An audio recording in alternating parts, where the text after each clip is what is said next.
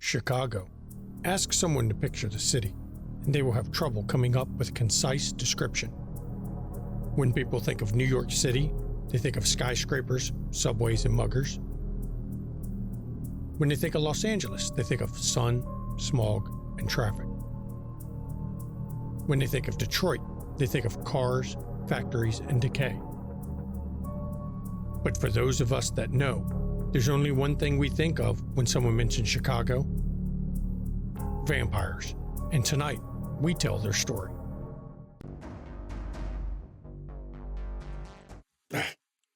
I think the narrator guy went on long enough, don't you? Good evening, everyone. I find it strange to be once again here in my old set. Have not used it in a while. It brings back memories, actually. Very odd memories. Remember that train wreck that occurred outside of Richmond. But you didn't come to hear about stories from the other side, what they call the shroud. No, you've come to find out what was going on in Chicago. Well, it's been a while since we met. Where should I start? There's many places I could start. There's many things I could start with. The real question is, do I start at the beginning? Well, I guess that's easier than going by importance, because what I consider important may not be what you do. Let's see. Well, after I last spoke with you, there was a trial of one son Chi, but also one Mr. Roscoe Akers. It seems the Tremere finally were going to serve justice on one that they called an infernalist, though my sources tell me not as infernalist as they've given to believe. While I was not able to observe that particular trial, I did notice that Victor is now the regent of the Chicago Chantry, and poor Abraham de Sable has become nothing but ash. And of course, obviously the trial went well for Roscoe, because otherwise, well, I don't think there would be a Roscoe. I am pretty sure if the trial went poorly for him, he would have been ash as well. The odd thing from the trial that I did notice is there's a new visitor to Chicago, a visitor who is very old, very powerful, but not who would you usually expect. It seems we now have a gargoyle in town, a gargoyle left behind by Justicari and Carfax, a gargoyle left to ensure the Chantry is being run properly and to ensure Mr. Akers is not getting out of line. It's funny when you talk of gargoyles. There's not many of those left. The few that are left with the breaking of the blood bond. They're free to go their own way, but somehow there's one still aligned to a Tremere. We'll have to bring up this gargoyle. Since we're doing things by timeline, we'll bring him up a little bit later. What else can we discuss? When we last were with this coterie, their club had been bombed right after they had rescued Isabella from the clutches of the Cinder Institute. And I know they got hold of a laptop. And Jenny, using her contact of Bobby, managed to get info out of the laptop. Info that talked about some experiments they were using thin blood alchemy to accomplish. Experiments harnessing the power of our blood. Now I know, as the viewers and somebody who is not one of our kind, you don't understand the powers of our blood. But let's just say, having quasi-vampires using their abilities to attempt to give mortals our power. It's not something I would agree with doing. Let's see. Well, the coterie also spoke with Alexa Santos. And Alexa was quite interesting. She explained that Damien is no longer sheriff temporarily. You see, he has been put on punishment, his duties handed to her for the time being. I don't know how long this will carry on, but I wouldn't suspect it would last long. I fully expect to be seeing Damien backed up to his old tricks once again, because it's quite clear that as much as Jackson would like to punish him for some of his actions, the Primogene Council, or at least certain members of it, are opposed to that. And the two in particular are an unlikely group of allies of Cratius and Annabelle, normal opponents. But for some reason, they both have issue with the prince demoting one of Damien's ability as sheriff.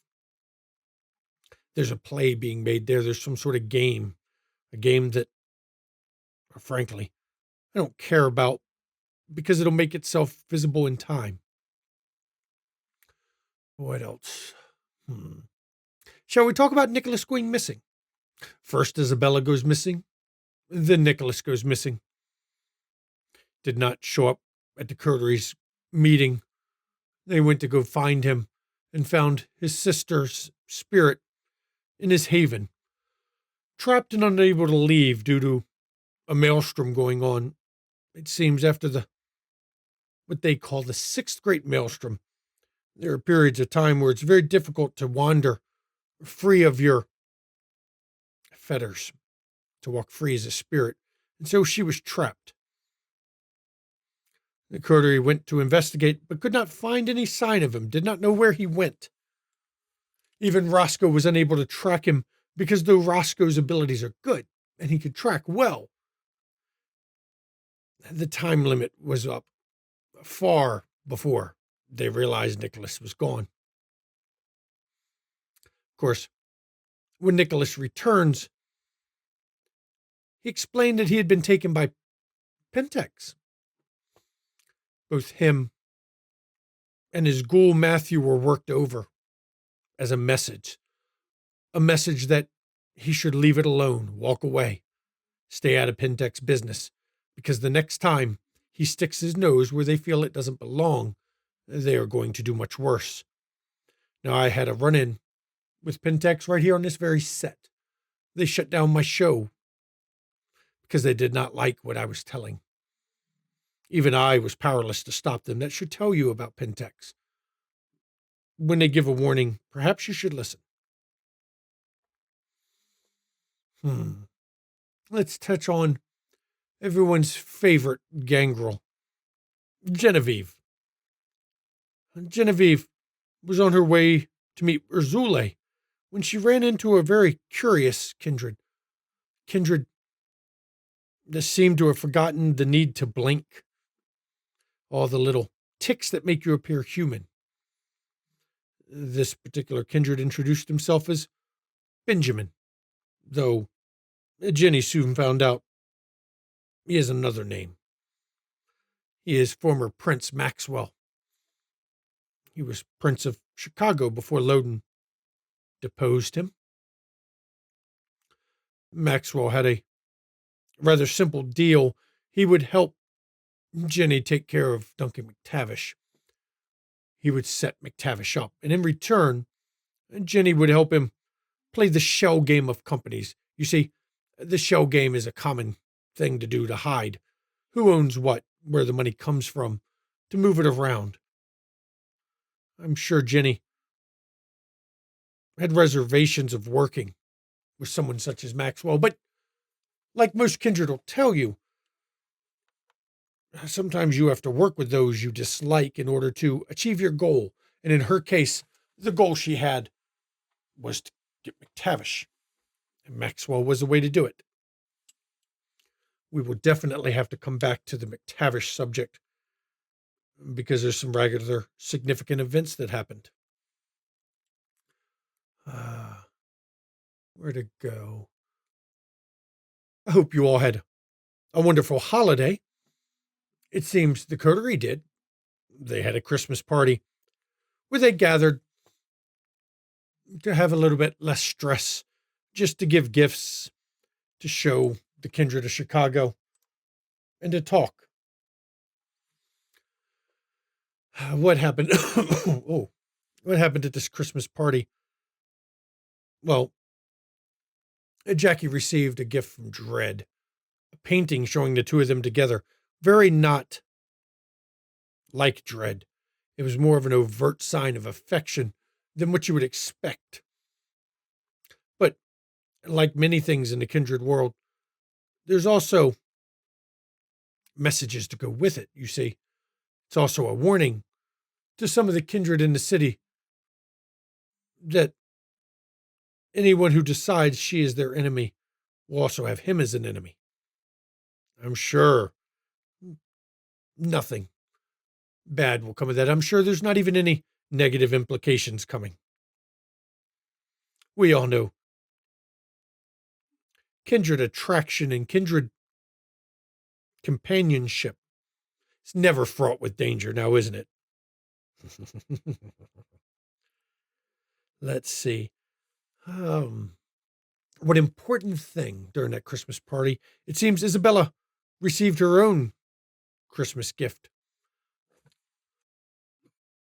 A very interesting Christmas gift. It seems Keisha, at least if you believe what the card that came with it says, sent her a jewelry box containing a rather exquisitely done brooch made of rubies and emeralds and diamonds, made to look like a rose.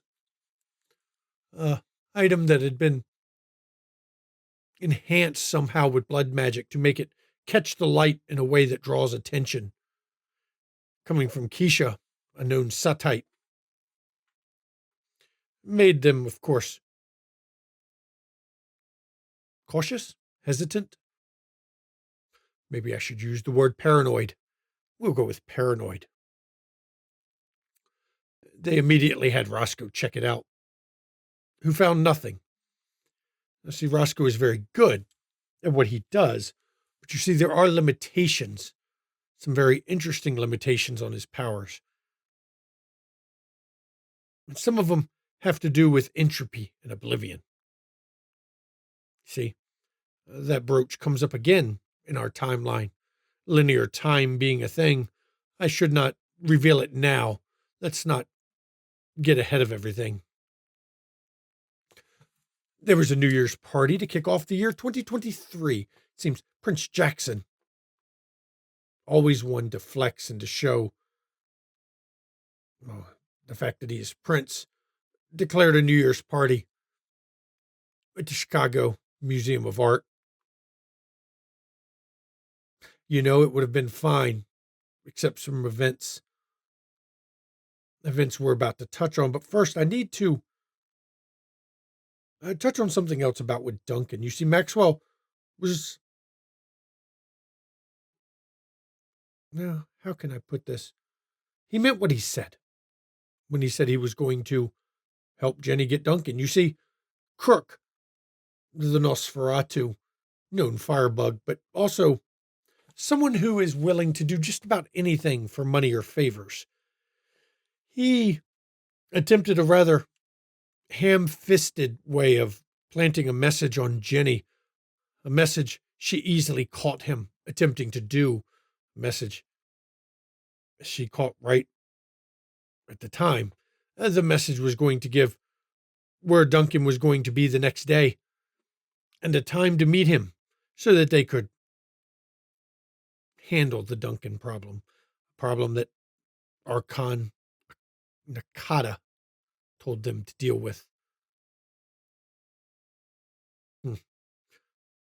Sorry, I had distracted. That particular kindred seems odd to me.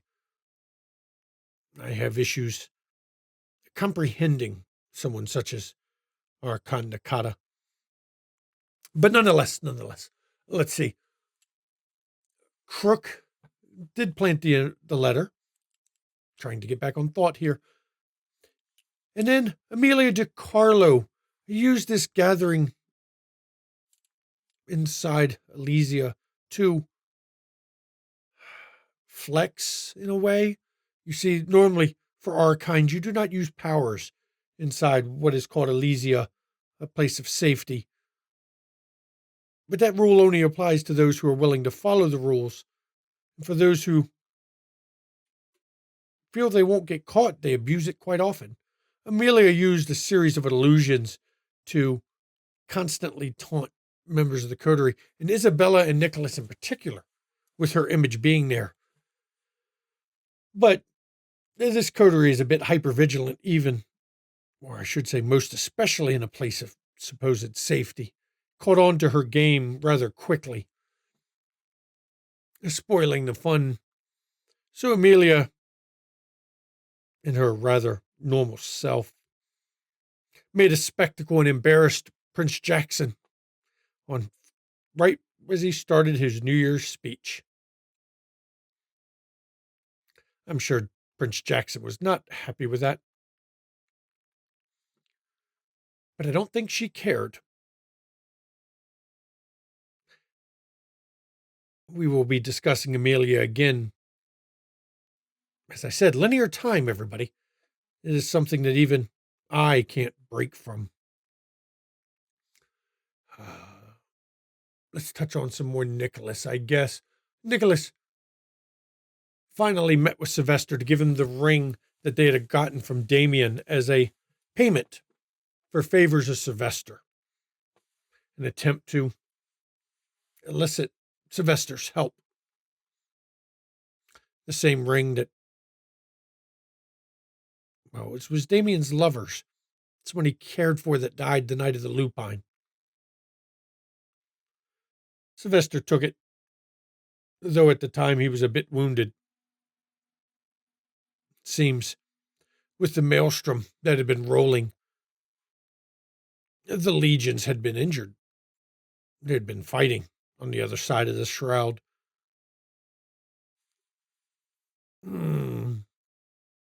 Sylvester's an interesting one that we're going to be discussing very soon. But since I've teased you about Duncan, let's go into some details. You see, the coterie had a job to do. They gathered to go and eliminate Duncan McTavish, the ghost, the anarch. So the coterie gathered themselves. They brought a lupine by the name of Tendon Ripper. Very odd name. They brought two members of the wolf pack, both Nadine and Antheus. You heard me call him Dread. And they set out to take on Mr. McTavish in a field. Now, McTavish is a sneaky one, slippery. He was expecting something, even from Maxwell, so he set up a minefield. He set up claymores, and he even had a double representing him, a bait, you might call it, while he sat with his sniper rifle. And during the ensuing fight, Isabella was injured by a mine, not seriously, but injured. But this injury pushed Izzy, who looks just like her, to a breaking point. And it seems the other side of Izzy took over. How can I explain this other side to you? You know how in life you have that inner voice that always seeks to undermine you, that pushes you to do things not in your best interest, that points out all of your failings, that causes you in anger to lash out at people you don't mean to lash out at. Well, upon death, that inner voice takes a life of its own. It becomes stronger, more powerful, more capable. And because of this, what they call a shadow, when Izzy snapped, she unleashed her own power, detonating the mines, detonating the claymores. It forced Duncan out of hiding. Fortunately, there was a side effect. You see, at the time that Duncan was forced out of hiding, Tyrus had just seized him. And Tyrus had a prophecy that was told to him at some point, prophecy that said his death would be at the hands or because of the ghost wolf, Duncan McTavish. Caught in the explosion, Tyrus was destroyed. An Archon taken down, the head of the wolf pack taken down, pushing both Dread and Nadine Nitro, as she is called by them, into a frenzy. Duncan was obviously destroyed. His Nosferatu body double, using an ability that lets you change what you look like, was destroyed. But through this, Nicholas realized that his sister is not safe to be around anymore, is not the same as she was. This other side of her, this darker side, is a problem. Nicholas himself almost was on the receiving end of Nadine, because Nadine was upset at what just happened, upset that Tyrus died, even though they told him not to come. And upon the end of this fight, they did notice an odd thing. There was a drone that had been observing the events the entire time. A drone that took footage of it, of the fight. Wonder why. Well, you'll find out why as we discuss linear time. But at this point, I was curious who was doing drone footage. Why?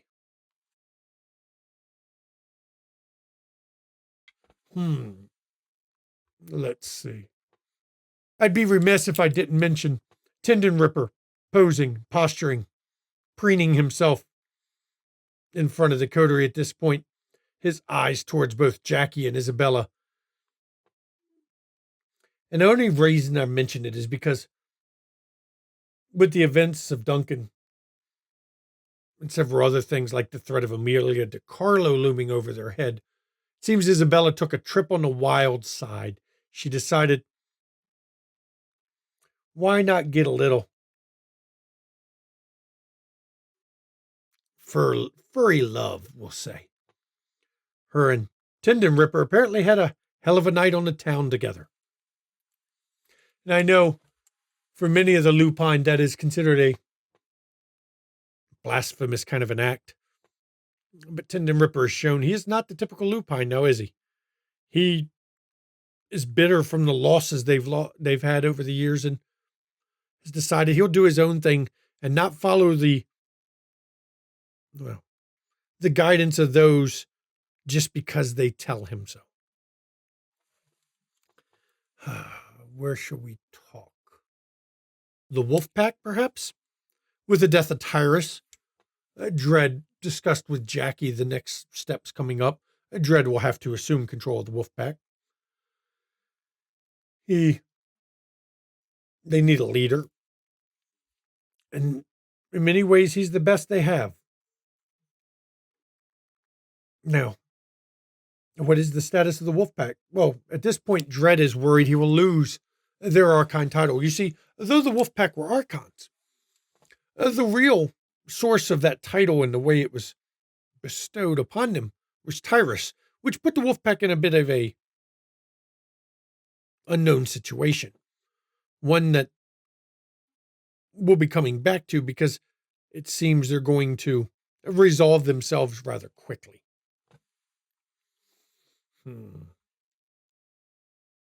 Speaking of the wolf pack, we can talk about how Izzy's actions are what caused the issue. Izzy's loss of control is what led to his death. And I believe Nicholas finally figured it was time to talk to his sister about it, to see her position, to get her to explain what's been going on. During this discussion, Nicholas finds out that her shadow, her darker side, is getting more and more powerful. It is beginning to win out. And though right now it has only acted to defend either him or Isabella, given time, the shadow, if it gets much stronger, may begin to do other things, other more dangerous things.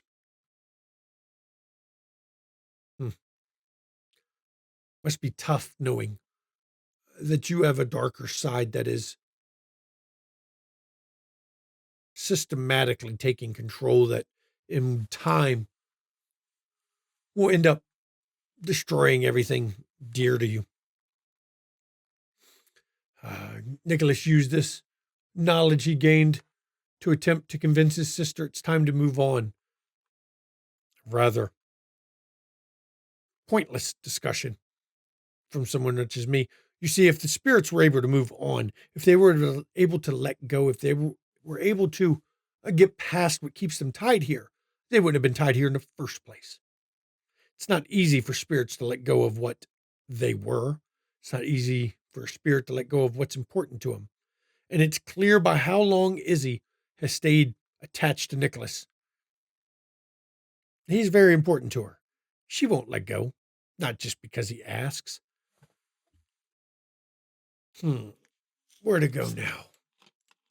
You know, it's always interesting when I do these, trying to figure out what's important and what's not. But like I said, what's important to me may not have been as important to the rest of them.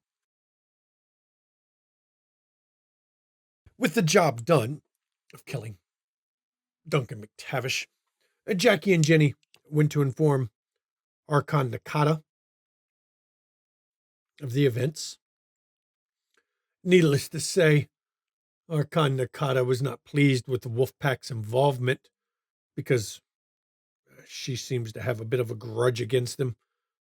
Personally, I think, was the mission accomplished?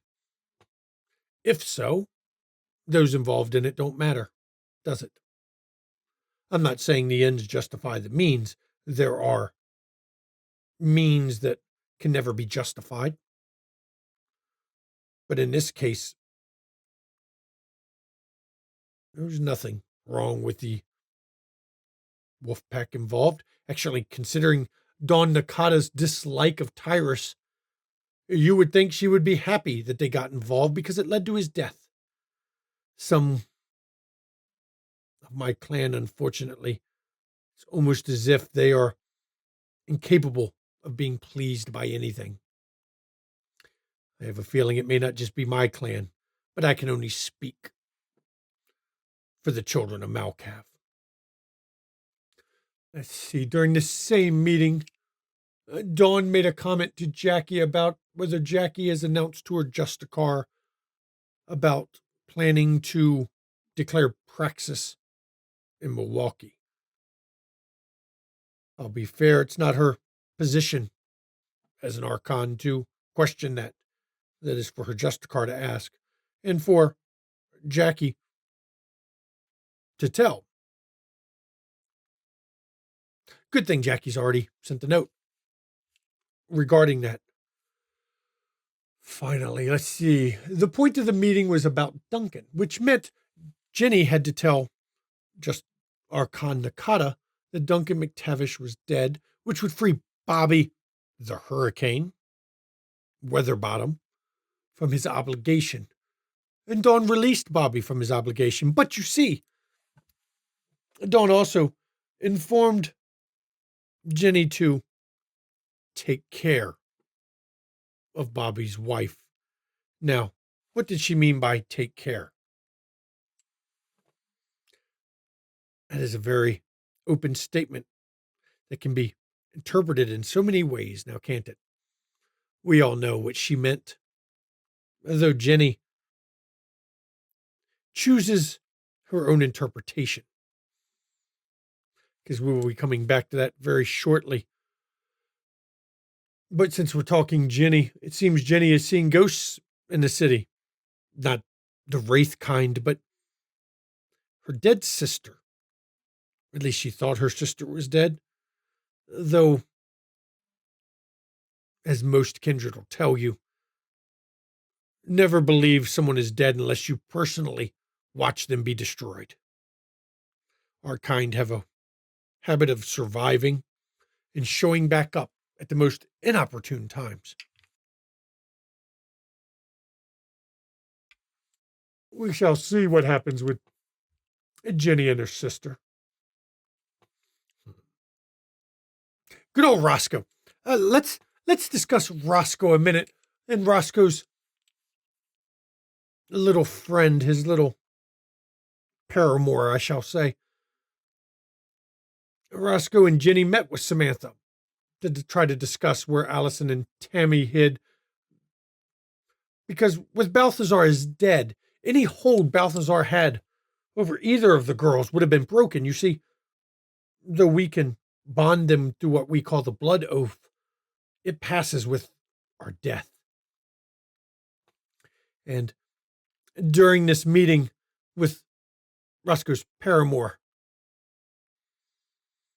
Jenny noticed something very strange about Samantha's behavior. You see, I've brought up this blood oath a few times, and it involves drinking the blood of a kindred. And in the beginning, it makes you more inclined to listen to them. But with full application, it makes someone very pliable, very malleable, and very willing to do what we say. But to those who have dealt with it a while, you can see certain traits that show something is off with this individual. And in this case, Jenny noticed that little Miss Samantha was acting more like a ghoul under the blood oath than a normal person. They had a nice discussion about this where Roscoe was not sure. He suspected. But Roscoe, ever the optimist, didn't want to believe it. I definitely think we'll come back to that discussion very shortly. Remember we talk of Nicholas and the necklace with his sister in it. He left the necklace with Matthew one night and went to speak with Sylvester. Sylvester being a spirit.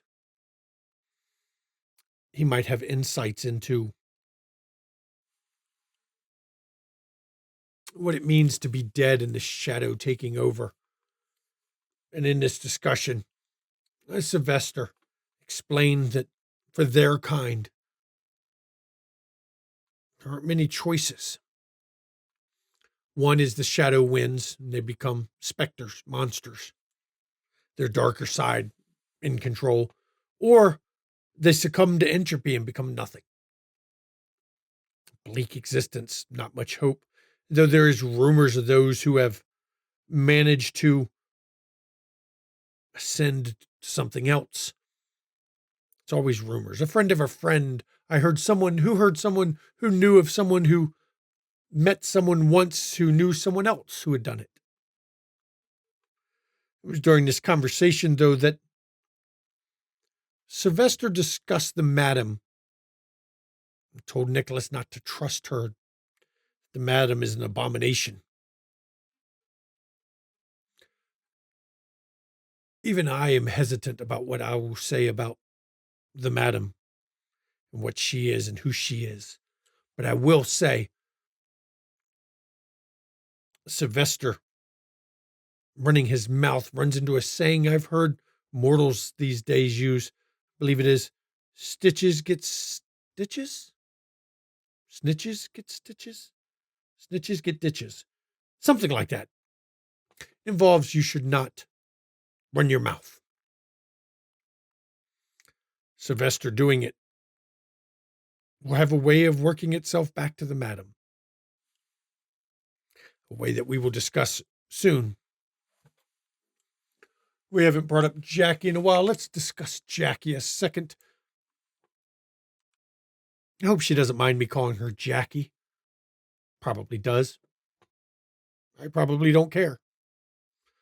Jackie met with her friend Cedric. I believe they refer to him as the Dapper Nos because of his hat.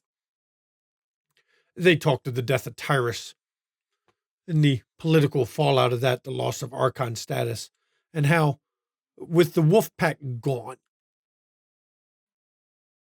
if the wolf pack is gone, it seems the Archon that lost.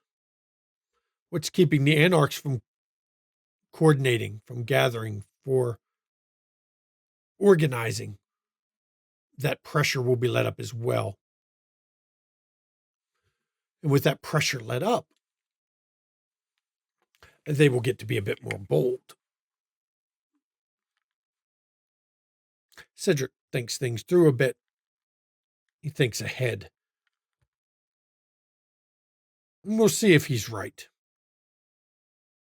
But before they could end their discussion, Cedric calls in a boon. Well, many boons, you could say, for all the assistance he's given Jackie at no cost, though you should never believe a Nosferatu is doing it at no cost. They always remember. He asks Jackie that when she becomes Prince of Milwaukee, that he bring her on as spy master. It seems him and Winnecker are having a bit of a falling out. And rather than be forced to go to war against his own child, he would be willing to step down as Primogen and set up shop in Milwaukee for the good of Clan Nosferatu as spy master. Now, Jackie obviously is no fool. She accepts. He would be a good spy master. Probably much better than he is a Primogen. We talked of Jenny and Bobby. Jenny met with Bobby to explain to him he is free. And then she mentioned that Don Nakata said to take care of his wife. Obviously, that upset Bobby just a wee bit. But it's okay. Because Jenny interpreted take care of his wife in a different way than Don Nakata probably meant. You see, Jenny was not inclined to do what Don wanted just because. So rather than destroy Bobby's wife, Jenny helped both him and his wife to be moved to, well, be in the employ of one Fiorenza Savona, Prince of Mexico City, I believe. My memory is serving me correct. Though Jenny said he will have to come clean to his wife of what he is, and I agree with that. You should always be honest with your food. Why play with your food? Why keep secrets from it? You, as a human, would not lie to your burger, would you? We should not lie to those we eat as well. I know that seems callous of me to put it that way, but let's be fair. I have been alive much longer than you. I have seen the path of lies and the path of truths.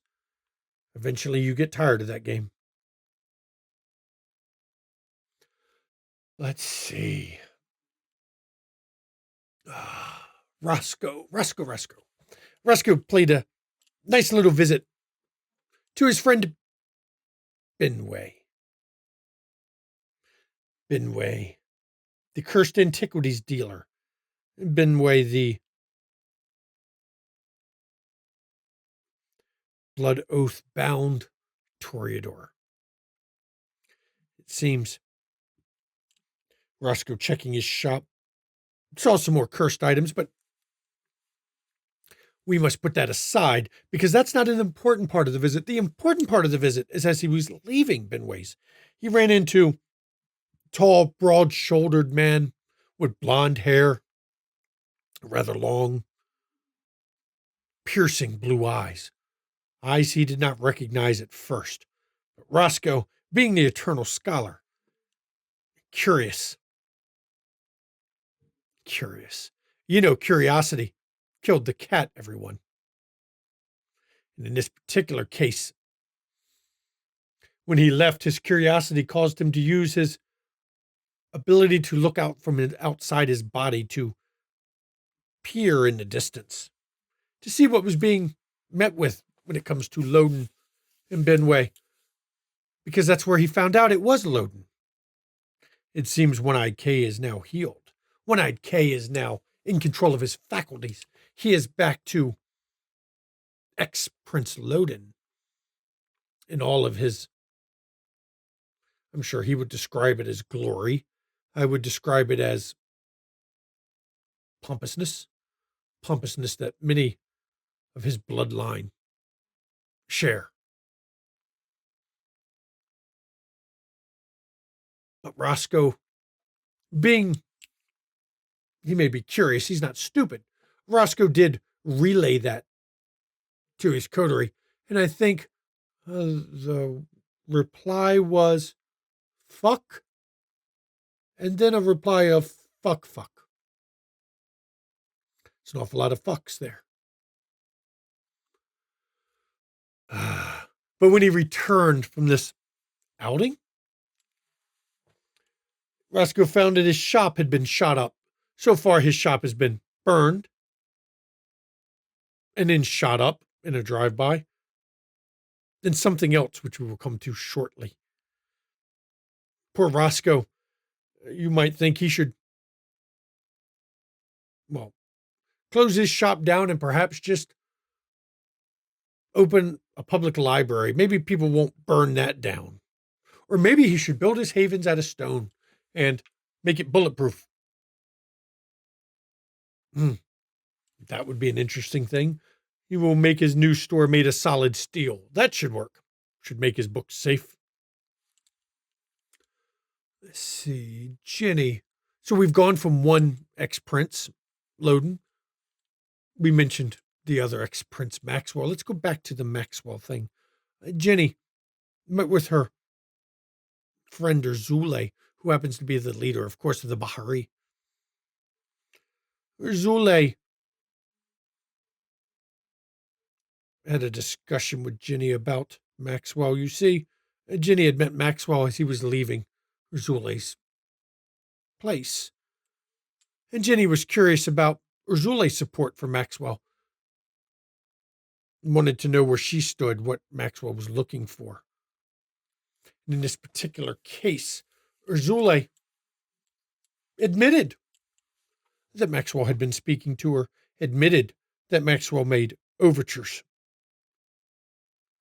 But Urzule, being, well, she is not a purely political animal, as he is a very political animal. And he has taught her well enough to know that if you are approached by a possible rival prince wanting to make a claim of praxis, the number one rule is to be non-committal until you think you know who will win. If your support can be what pushes that individual to win, that's when you throw in your support. You see, it gives you the best advantages. In the case of someone such as Maxwell, Urzule sees no reason to pick a side right now. If he has no chance of winning, it would just make her position difficult under Jackson. And if Jackson is planning to win or is going to win, you definitely want his side. So she is playing the smart amount, playing the waiting game to do what is best for the Bahari. It was also here that Ginny asked questions about her sister. It turns out, yes, her sister is dead, but not in the sense that you say it. Her sister is now one of the undead, one of our kind, a kindred. Not just any kindred, though. Her sister has become a monster, one who revels in bloodshed. What you would picture from your silly movies a caricature of monstrosity. Totally different than what you see Ginny has become. That is heading towards a confrontation of sorts. Ginny does not want to let her sister continue that, but Ginny wants to see her because why is she in town? How did she go so long without letting Ginny know that she was alive? Very important questions. The real question is, does her sister care?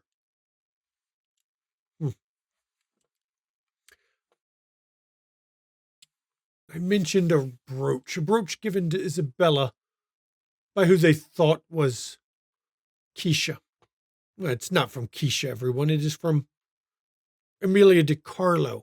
And you see, Jackie went to inspect it. And while Roscoe used his abilities, Jackie, having oblivion sight, the ability to see through the shroud, to see pure entropy, to see oblivion itself, when she saw it, well, the rose had already changed. It now almost pulled the light from the room in a hideous manner. But it also was seeping with oblivion and entropy and tainting everything around it, causing a change in feel of Isabella's brew pub, and also tainting Isabella's desk, her poor desk, which you will hear about multiple times. Apparently, that desk was very precious to her. Toreador, though I know of them and I have tasted them on my lips before, they are hard to understand what is important to them and what isn't. Sometimes it's hard to understand where they draw the line, but this desk must have been part of it, which is, I guess, fine. I think of better things to spend my eternity left with, like spying, like I do now, rather than the desk.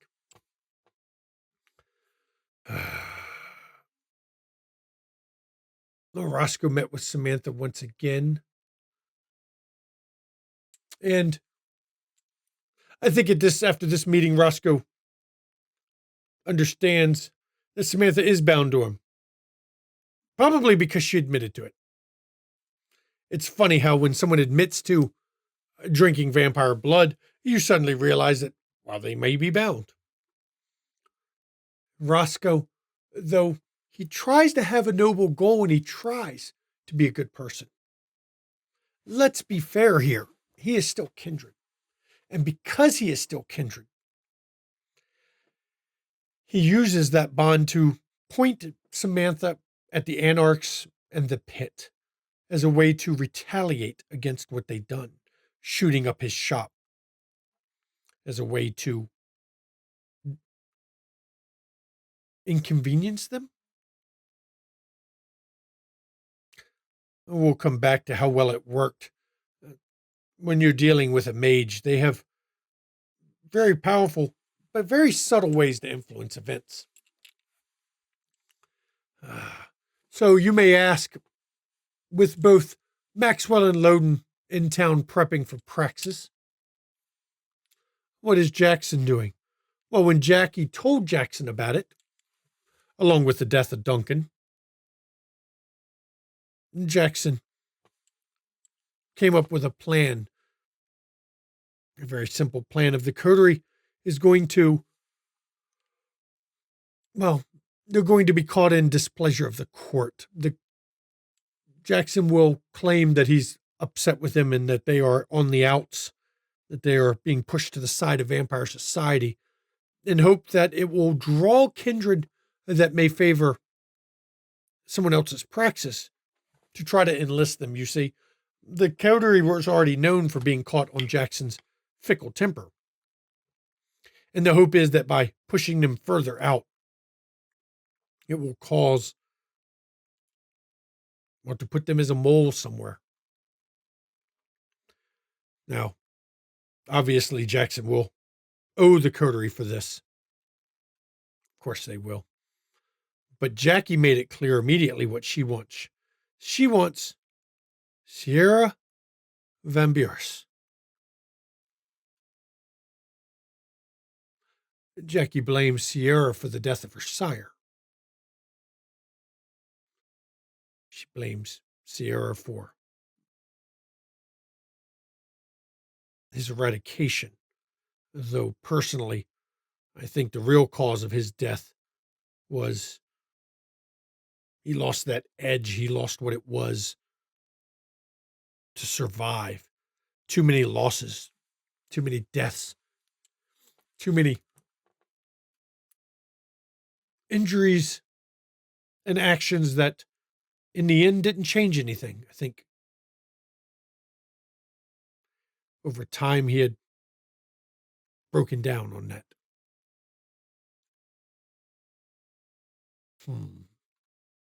Where to go next? Let's continue with the linear time discussion. Nicholas is still searching for his advice on his sister. Went to go meet with his sire in New York and found out a bit of, I'm not going to say startling news, a bit of a shock, though, that since the family reunion, seems his sire is becoming less and less a scholar of death like the Cappadocians and more mobster like a Giovanni. Sire had very explicit details about how to deal with a spirit that is getting out of hand. Bind them and force them to your will, which, let's be fair, that's Nicholas's sister. I don't think he has that much in him to do it. And if he did, I don't think it would be right. Yeah. Huh. Let's see.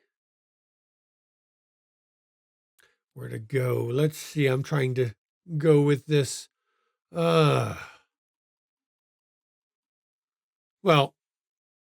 let's go back to Roscoe, who went to meet with Benway after he saw Loden there. Benway was suspicious. Benway was cagey. Benway wasn't acting right. So Roscoe decided to make a run for it after he was warned by that inner voice that speaks to him sometimes. And by leaving immediately, he just avoided some of Loden's goons, who was, I'm sure, just going to have a polite discussion with Roscoe, a polite discussion involving bullets and butt stocks of weapons, physical pain. Polite discussion. But the gig was up then. It was clear that Benway was compromised and Roscoe would no longer consider him a friend.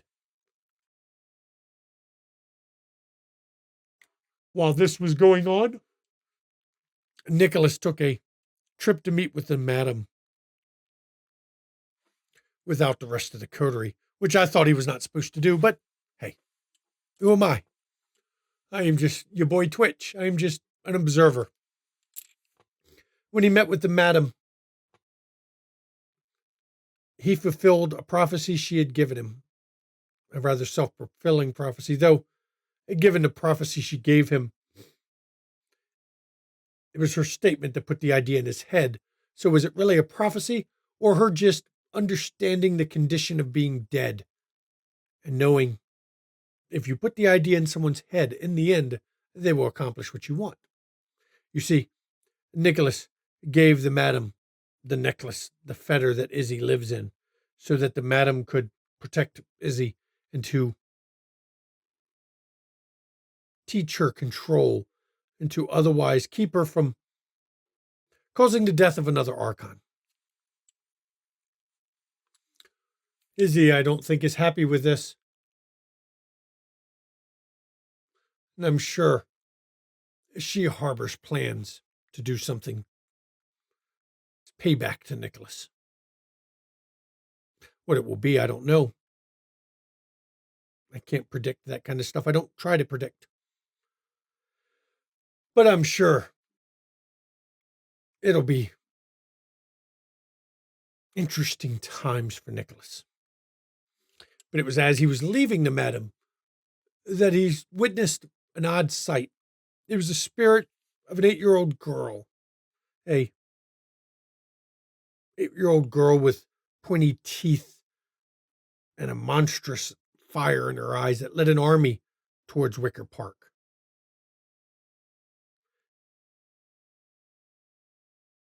Nicholas knew they were going towards Wicker Park. He did not understand the point of a specter army led by a stripling to go there. But Nicholas was faced with a choice. Does he warn Sylvester or does he not?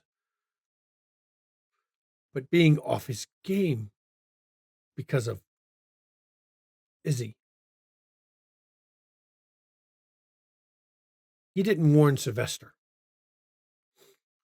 Wait, what is this I hear from the audience? Am I Beckett? You know, I have met Beckett more than once. He is an interesting individual. He is a bit different from me. He is a scholar, chronicler, one that wants to discover things. I am an observer. I am a watcher of history. And sometimes an informant, someone that has to take a hand on things when it's for the good of all, not just the kindred.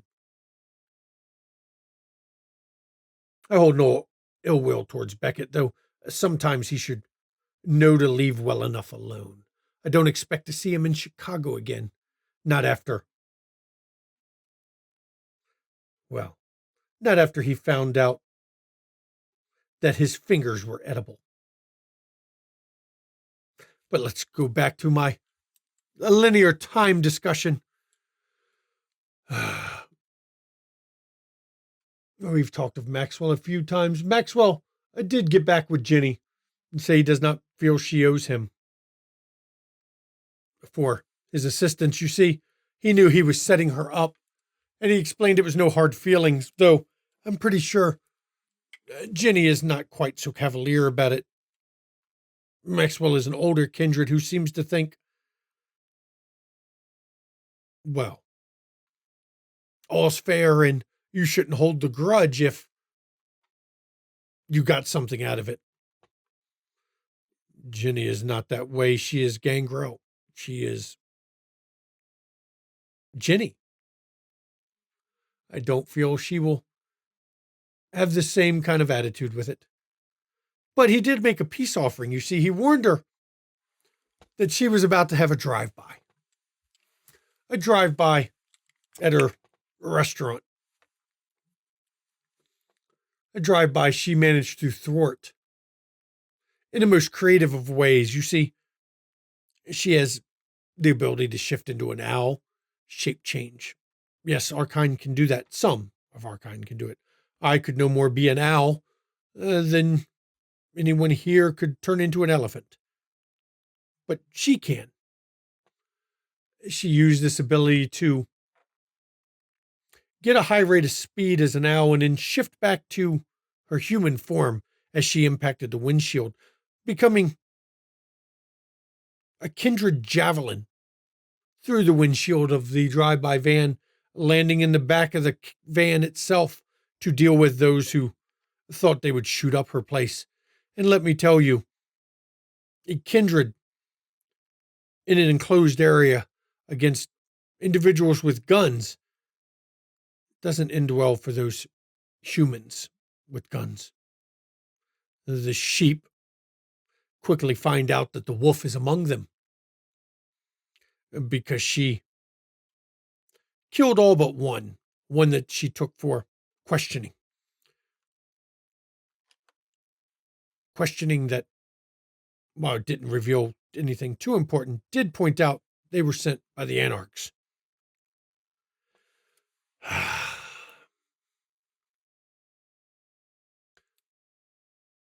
But the Benway issue. The coterie had a nice discussion about Benway wanting to shoot up Roscoe with Loden's thugs It was decided to send him a message. The coterie sent their ghouls during daylight hours, during the time when our kind sleep. Sent their ghouls to firebomb Benway's shop. I know I've explained before how fire is not our friend. But they burned his shop down. We will be touching back on that shortly. But they even made sure to use Roscoe's old truck. It sent a message. I'm not sure it was a good message, but it did send a message, an important message. Nicholas had a run-in with some avenging angels that his sire's spirit lackeys dealt with. It's a minor issue for now, though implications of that could be scary.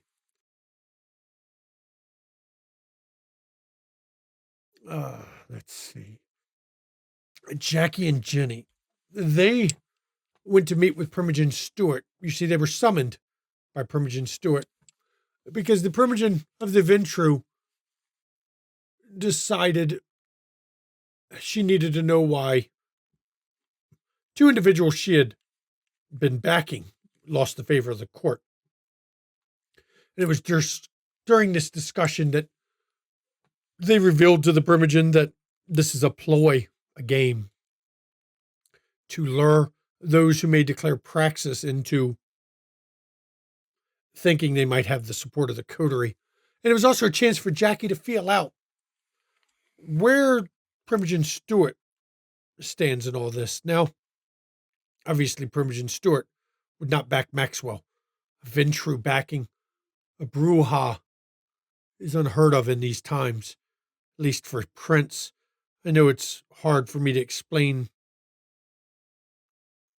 to you all, but let's just say Clan Bruja has done some things that many Ventru will not forgive them for.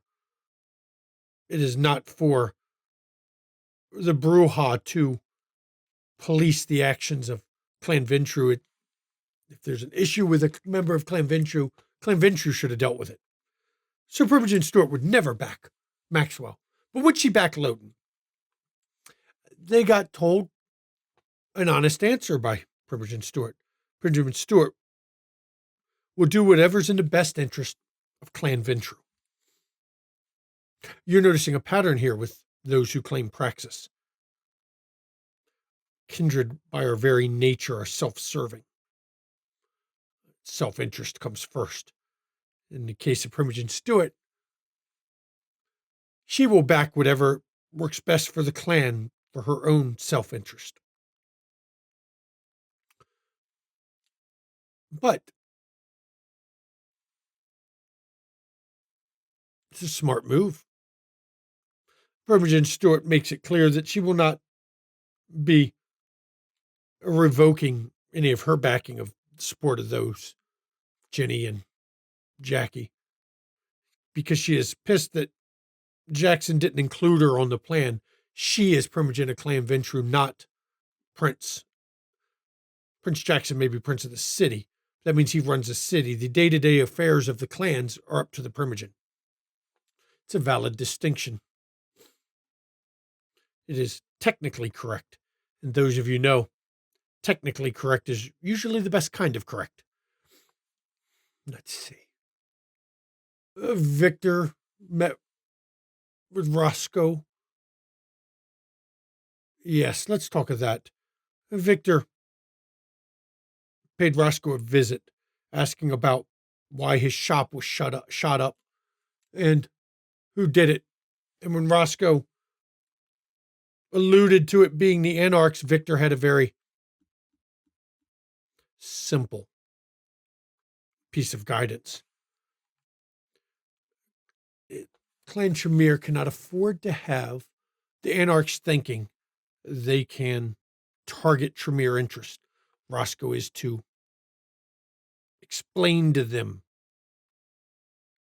that fucking with Tremere is in your, well, it's a poor choice for your health. And while Victor also brought up the displeasure at the court. Roscoe did not reveal it's a game. Roscoe instead revealed it was over the death of Duncan. Duncan McTavish at an Archon's orders, and Victor being big on hierarchy. Victor did understand it, did not argue with that. Victor believes you do what an Archon says, mostly. I know some things about Victor that the rest of you don't. I know his true loyalties. But Roscoe now had a mission to teach the Anarchs a lesson. Remember I mentioned Nicholas did not interfere in the attack headed towards Ricker Park by the Spectres? Well, it turns out when he went to meet with Sylvester again, he found out Sylvester is no longer Sylvester. It seems that army was sent to remove him and replace him with what on the other side of the shroud is called a doppelganger, someone who impersonates another wraith. Sylvester apparently fell in battle. And now the head of the city of Chicago on the wraith side is run by a doppelganger, one who does not have their best interest at heart, one that is only there to foment chaos and distrust, destabilize Chicago's wraith community, all in an effort to foment entropy. They batted back and forth threats because the Spectre does not want Nicholas to run his mouth and give away the game too early. Though, to be fair, during the round of threats, Nicholas had no leverage. The Madam has his sister in a ring. The Madam has her Spectre army. Nicholas did not have much he could do other than reveal something that would still cause chaos, just not as much. But they weren't done, because we will be coming back to that. There was a... Should I? Yes, I will reveal this. There was a discussion between Cedric and Jackie where Cedric revealed something I've known for a little while. Cedric is actually an agent of the Nosferatu Justicar. What is it with Chicago and agents of Justicars and Archons and politics? So many politics. But by revealing this, it was almost a gesture to show Jackie how far she can trust him. They both work for individuals tasked with keeping the piece of the Camarilla intact. It was from his source, the Justicar he serves, that he learned that the verdict has come down on the Wolfpack. They will no longer be Archons. They will be stripped of that title a week from when he told her. They discussed the political ramifications of that. Nothing new there. Where to go?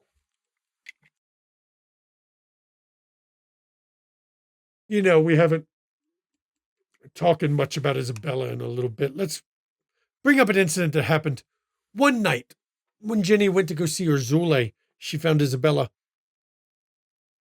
what is the phrase? High out of her gourd at Urzule's club. She's been taking Urzule's special drink. It seems Isabella is attempting to escape the stress of the Amelia DiCarlo issues, attempting to escape the stress of threats against her ghoul Emilio, to deal with the events of Duncan's fall. And Isabella, being who she is and what she is escaping into Zule's special concoctions.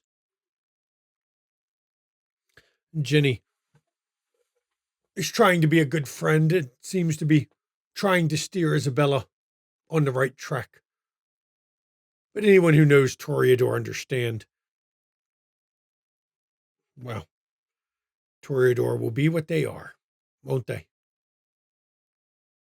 There's limits. Toreador known to be full of fire. Speaking of fire, there was a retaliation for burning Benway's shop. A retaliation that involved burning Roscoe's shop, with Roscoe in it this time. Roscoe managed to escape the flames unharmed, but he did not escape the daylight unharmed. He took injuries from the sun itself. But at least he woke up and survived it. Some of our kind don't always wake up when the fire approaches. Some of our kind get annihilated because we can't wake during the day.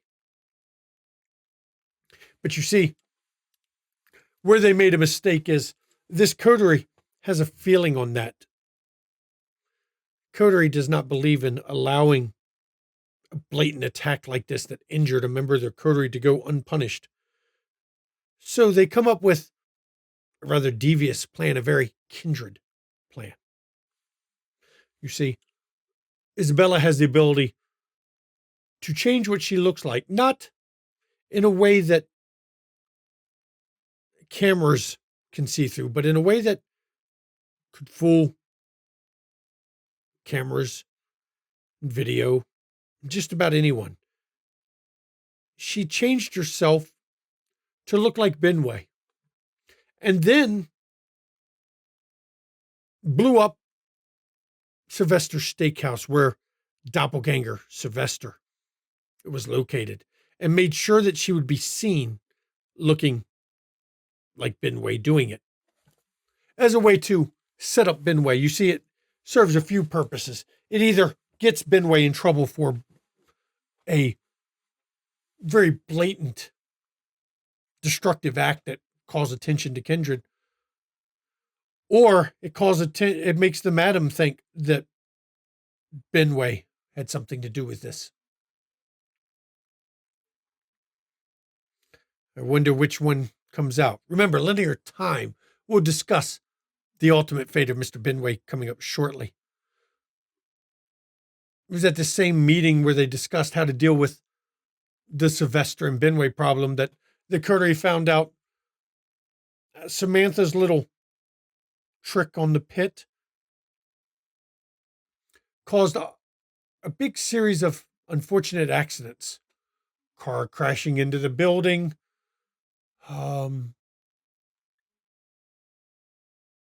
Odd things.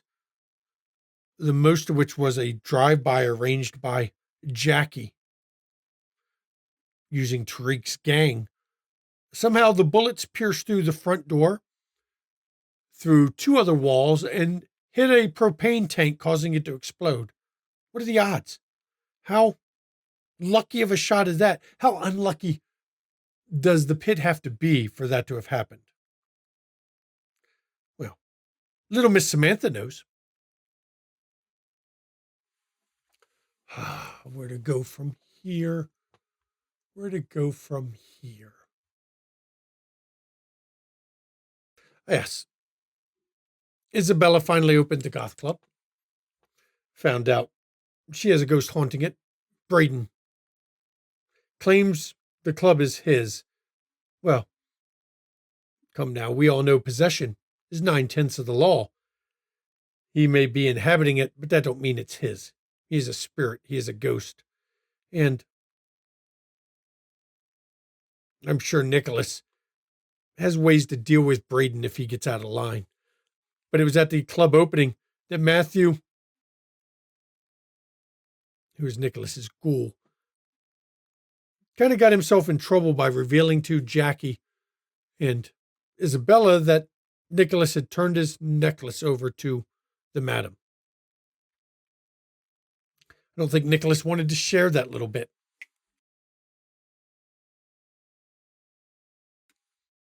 Too late.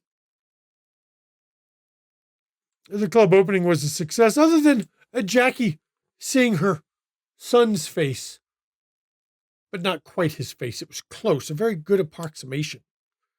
Turns out Andre's child, Francis, was imitating her son as he wandered the place as a way to try to get into her head, though it wasn't quite right.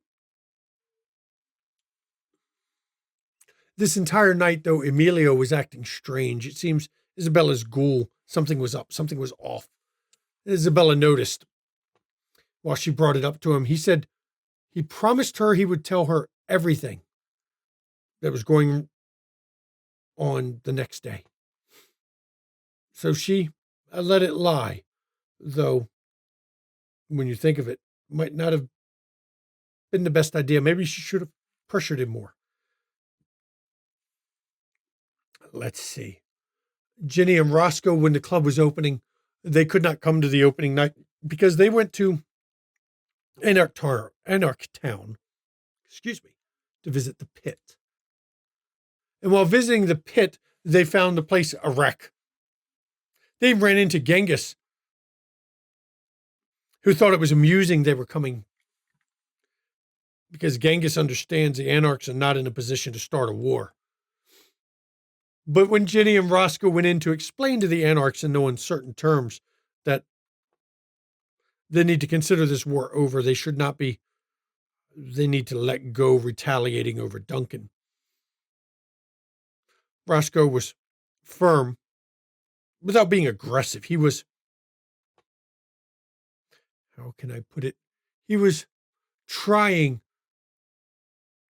to barter from a position of strength, though Anarchs, being what they were, didn't want to listen until, you remember I mentioned a gargoyle earlier tonight. How to explain a gargoyle? A gargoyle, you see them on buildings made of stone. Those rumors and myths and your legends of gargoyles come from somewhere. Come from Tremere long ago, doing some unspeakable things and creating creatures with skin almost of stone. This gargoyle. Well, he was with Ginny and Roscoe, and he showed up to add intimidation factor. And I believe Ginny and Roscoe decided to call him Dave. They were quite amused by that, Dave. I don't understand it. I wear masks to deal with your kind, because I can't understand it otherwise, but none of the masks I wear, none of the templates I take make me understand the humor of Dave. But I'm sure it's funny for some reason. Roscoe checks to see if Benway survived the fire. And from Roscoe's checks, he did, though Jackie does reveal apparently Benway had an accident after Elysia. It seems his security detail turned on him, destroyed him, and then annihilated each other. You see, remember when I mentioned they had a plan to see if the madam would solve the Benway problem? It seems the madam did not like Benway destroying her doppelganger. Because of this, the madam retaliated. For those that don't know, spirit possession is a thing. There are some wraiths who can do it. And a wraith who takes a human body has no care for the human body when they are done. They know they can't keep it forever anyway. So they destroyed Benway. And then destroyed themselves as a message, I assume, to Prince Loden. Though I can't see how he would understand the message. He didn't know that it wasn't actually Benway who did it. Let's see. They mentioned Emilio would tell Isabella why he was acting odd. You see, Emilio, he's mortal. He makes mistakes. And he made a big one. His big mistake was he decided he would try to protect Isabella by offering himself to Amelia DiCarlo in her place. A foolish idea. But as he said in his letter, it was all he could think of to protect her. You see, love does strange things to individual. And love between a kindred and a ghoul, especially when the kindred doesn't realize it, takes very odd directions.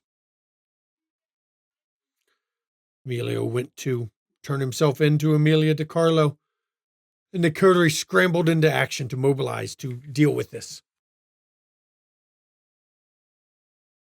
They tracked her down to a warehouse in the medical district, a place she had prepared for a fight, where they found Emilio hung from the ceiling by his feet. And hanging from the ceiling just above an area of blackness that your kind would find you can't breathe in.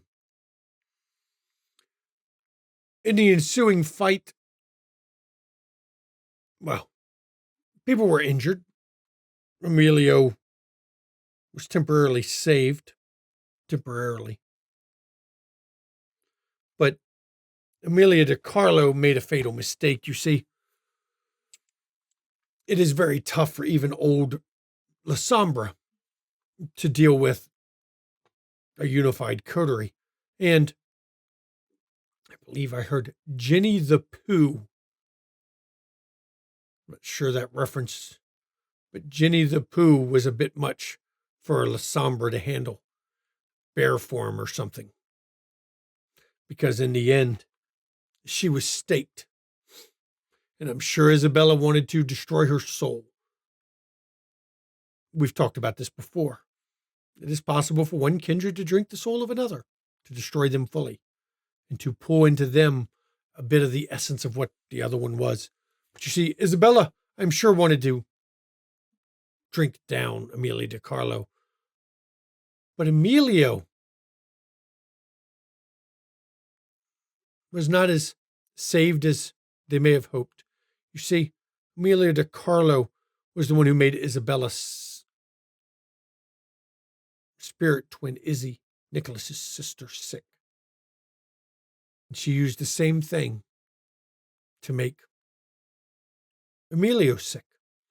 So when Isabella went to see him, he was dying, leaving Isabella a tough choice. Does she allow Emilio to die, or does she embrace him? She talked with him, and he said he wanted her to do what she wanted most. If she is ready to let him go, she would let him go. But if she doesn't want to lose him, to embrace him. And so she did.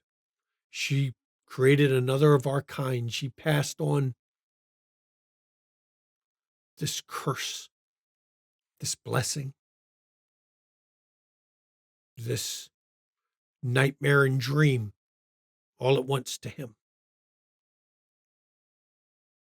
He became a new member of Clan Toreador.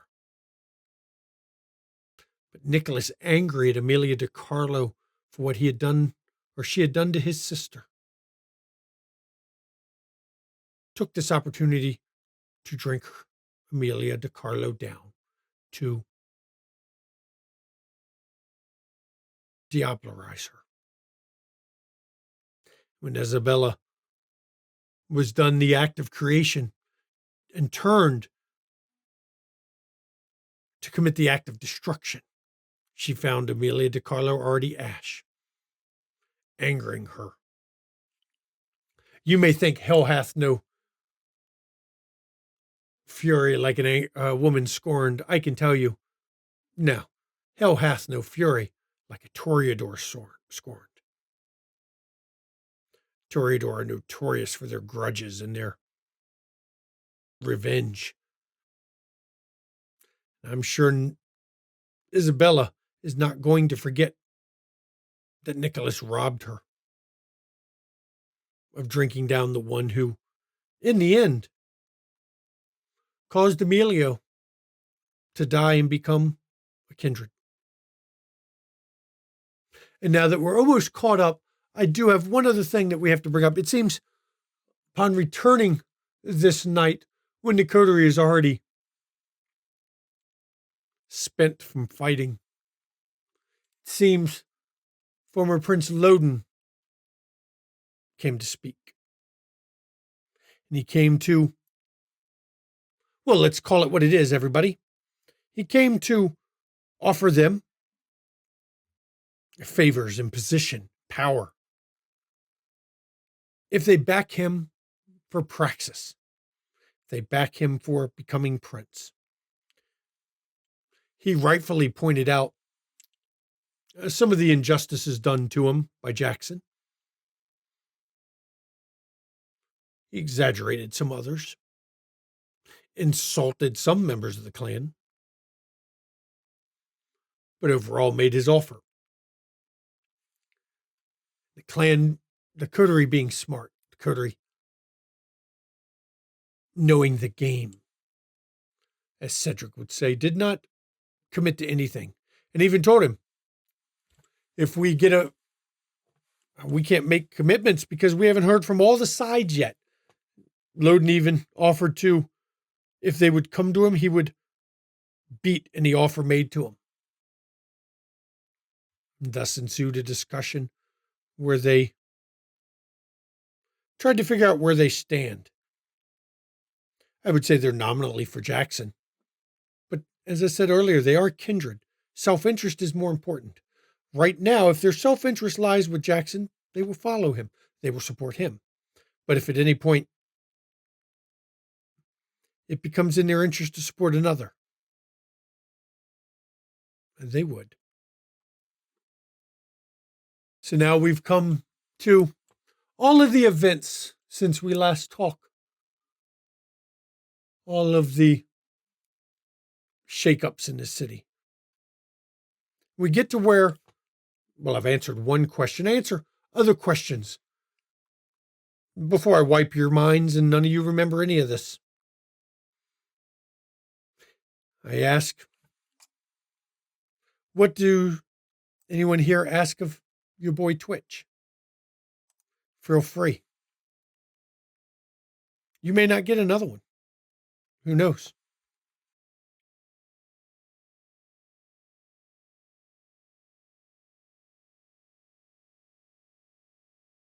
There are some things I will answer, of course, without being asked, one of which, where have I been lately?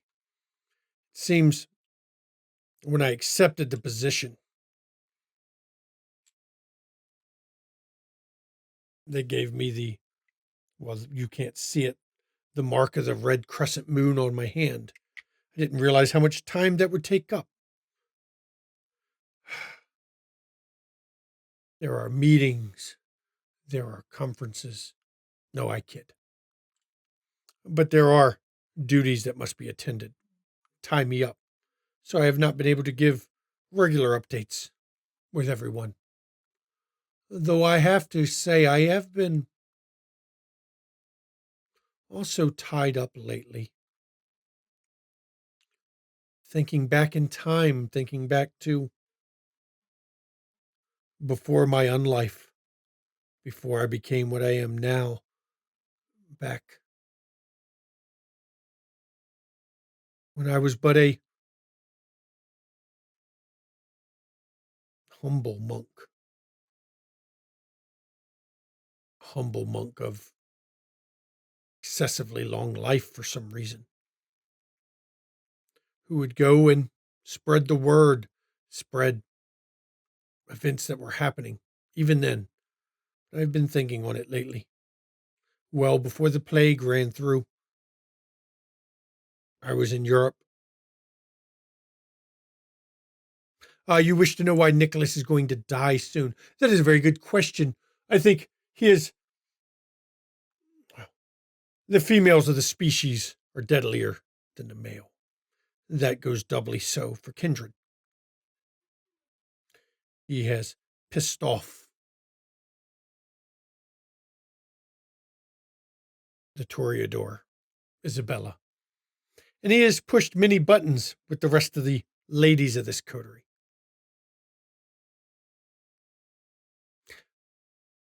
But I suspect he's actually going to die because of something Roscoe does. I believe we blame Roscoe for everything.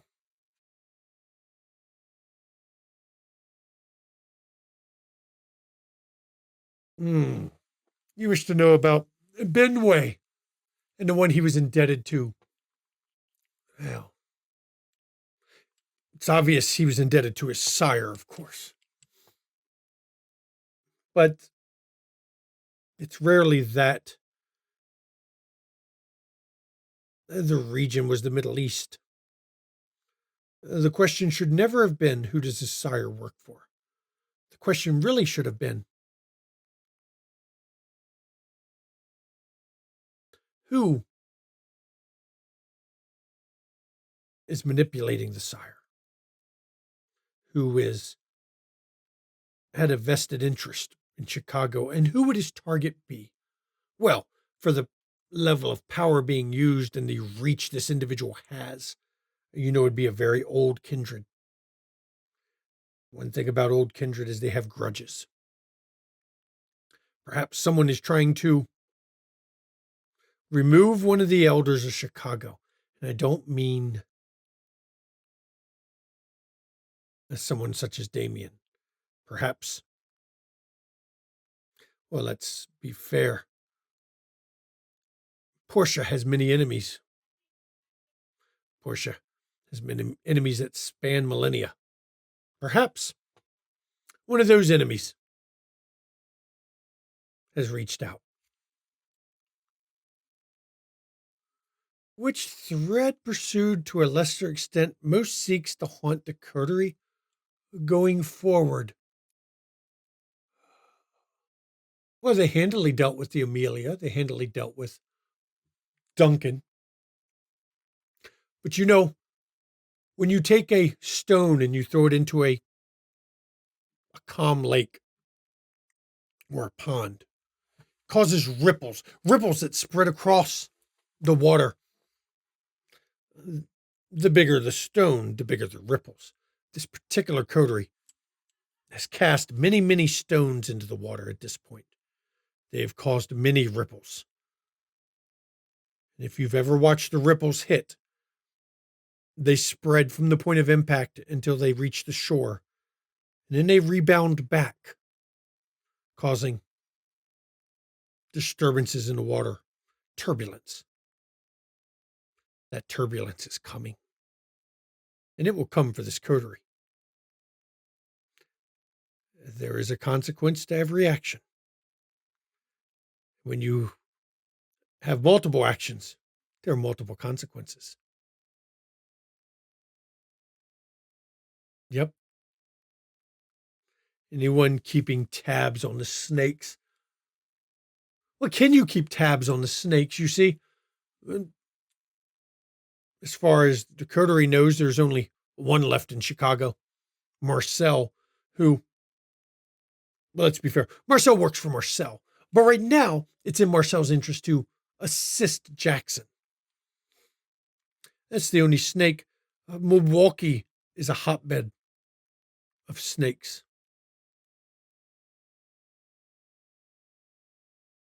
But this coterie doesn't have a lot of eyes in Milwaukee. No way to keep an eye on the snakes. And my attention is focused more in Chicago. I can tell you, let's see. Keisha's in a better position than people realize. But just because she's in a better position in Milwaukee does not mean she's safe.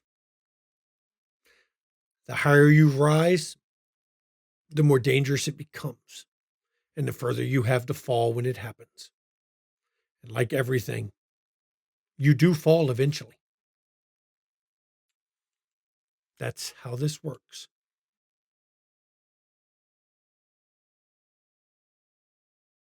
Does the coterie have threats from within? I do not think Isabella is going to let go of what Nicholas has done. It's not the first time Nicholas has.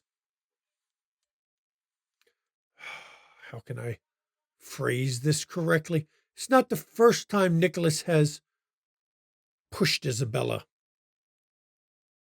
or denied her what she felt was her due. And I know you find it odd to say felt was her due. Isabella is Toreador. She is high clan. And though many do not feel that matters in kindred society, Toreador have been high clan for a very long time. Hakata have not. Whether she intends it or not, there is a certain amount of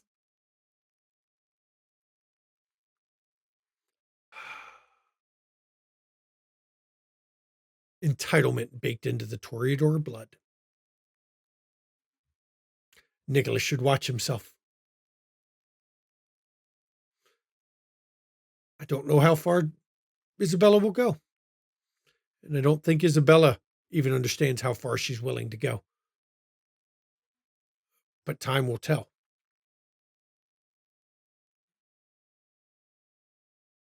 So, do we have anything else we would like to bring up before your mind is wiped and I close this set down again? It was nice to be here. I guess this place is why I'm reminiscing about my time as immortal.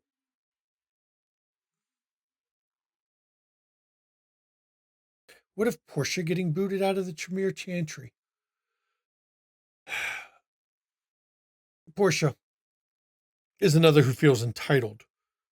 But Portia also believes her tools should be competent. She knows when to cut and run. She knows when to let go of things. Abraham served his purpose, but ultimately, Abraham was found to be wanting. He was found to be flawed. So, obviously, she let him go. Does she want to get back into Chantry? Perhaps. Maybe she found what she already needed.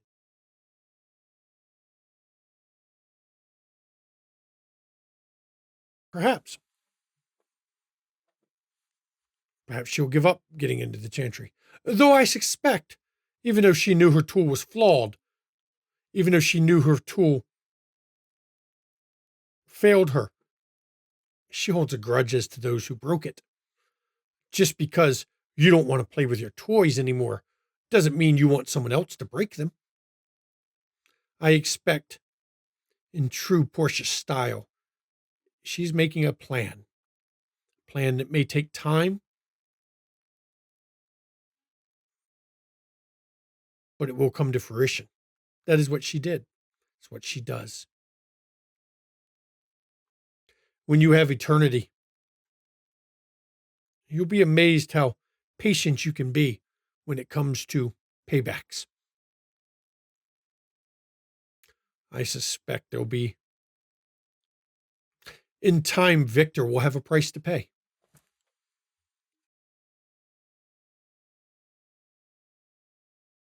And I know he prides himself on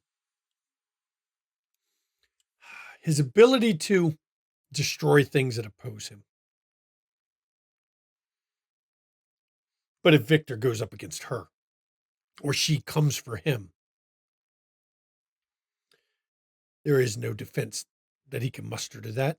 There's nothing he can do to stop it. Victor will pay that piper. He will pay that price.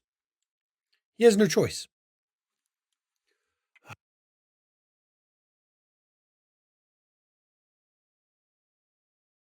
What do, let's see. what do I want to give? I like to give you my own thoughts of what's coming. I know many things going on in the city that this coterie doesn't. I don't know everything, but many things. I do see a confrontation between Jenny and her sister. Not necessarily violent, but a family reunion. As you kind would understand, family reunions aren't always the most enjoyable of affairs at times. When you are family with someone, the emotions run deep. Sometimes that spills out. Jenny and her sister are going to have a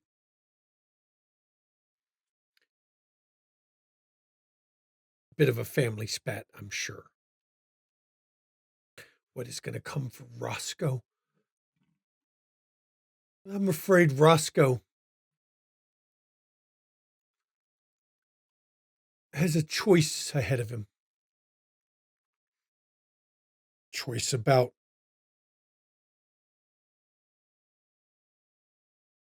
his own morals drawing the line, and a choice of what's more important to him. How important is his own life? See, Nicholas, well, we've already discussed what Nicholas has coming. Nicholas is in for hell from Isabella.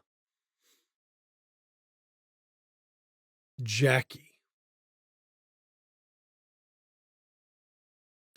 What does Jackie have coming?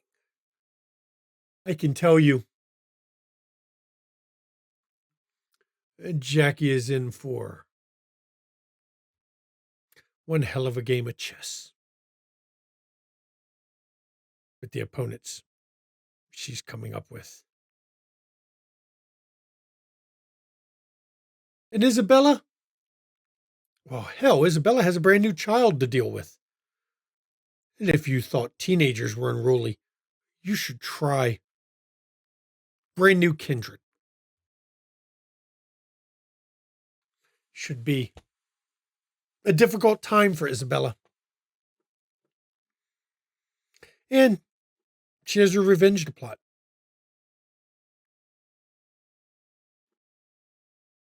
I do thank you all for coming to hang with me tonight. I do so enjoy our chats. I do enjoy seeing you all, even if I know when we're done you won't remember it. It's a way for me to process and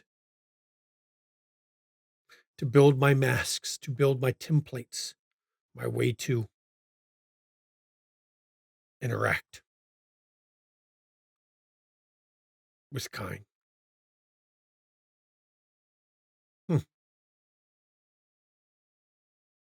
But if you want to speak with this coterie we talk so often about, if you want to hang out with them and visit them, you could always pop over to the Discord. You might even see your boy Twitch once in a while. I'm sure if you ask for me, I'll answer.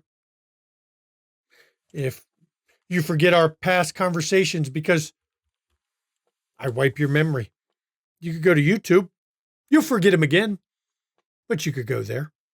It's a good place to get all the times I've visited with you and some of the times I have not. You know, even your boy Twitch has friends.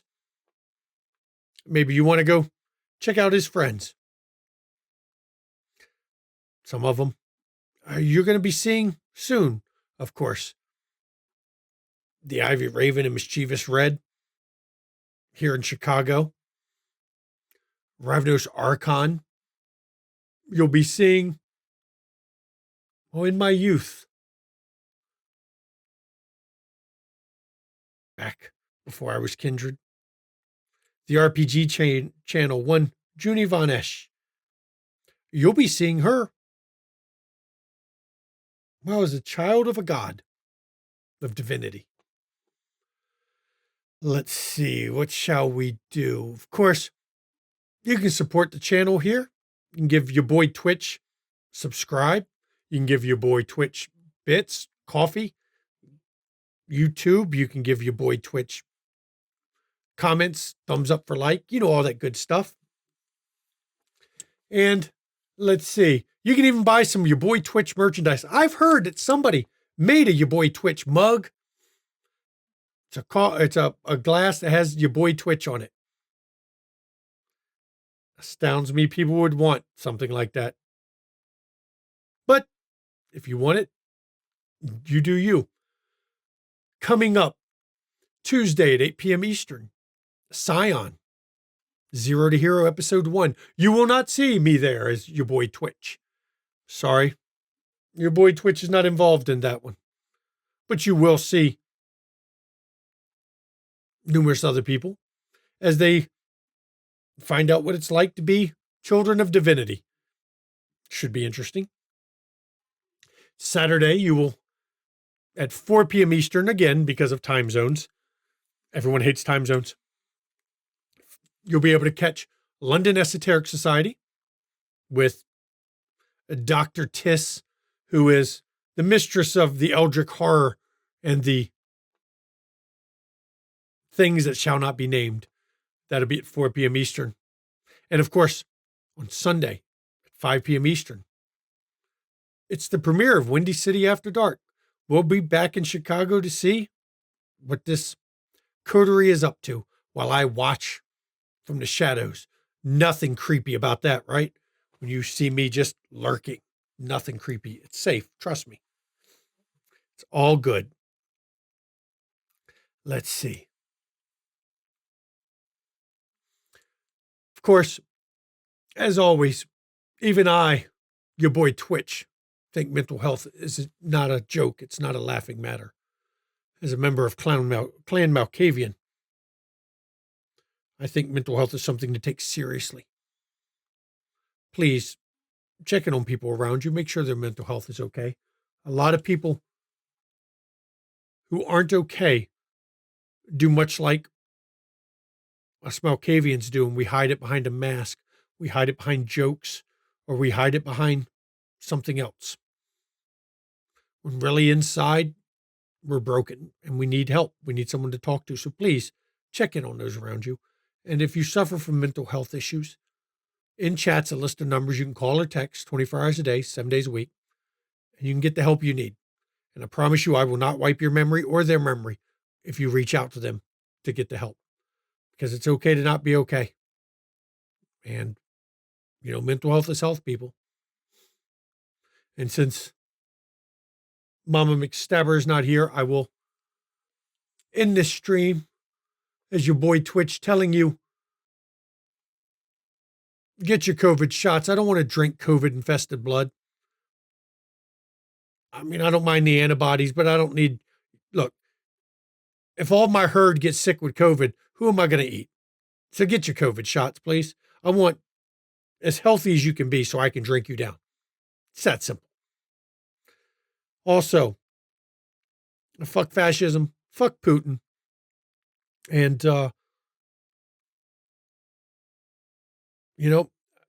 I'll be fair.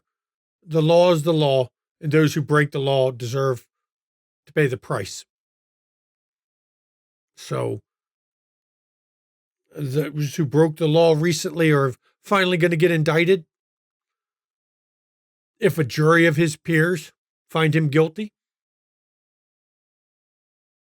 he should pay the price just like the rest of us. That's how it works. So I thank you all for coming. Trans rights are human rights. Remember that. Good night, everybody. See you next time.